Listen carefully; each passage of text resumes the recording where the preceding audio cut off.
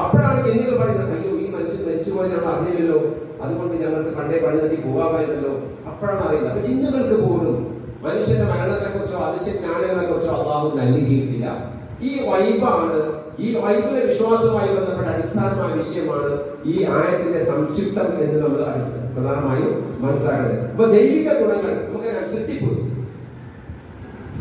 അള്ളാഹു ഖാലിഖാണ്, അള്ളാഹു സൃഷ്ടിക്കുന്നവനാണ്, അള്ളാഹു പരിപാലകനാണ്, റബ്ബാണ്, അള്ളാഹു റാസിഖാണ്. ഇതേപോലെ നമ്മൾ അടിസ്ഥാനപരമായി അള്ളാഹുവിനെ മാത്രം അംഗീകരിച്ചുകൊണ്ടുള്ള വിഷയമാണ് വൈബിയുടെ വിശ്വാസം.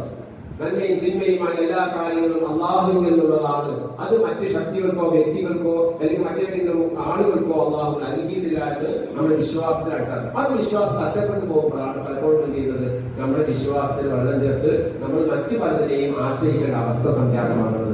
പല ആളുകളെയും സമീപിക്കേണ്ടി വരുന്നത് ഈ വിശ്വാസത്തെ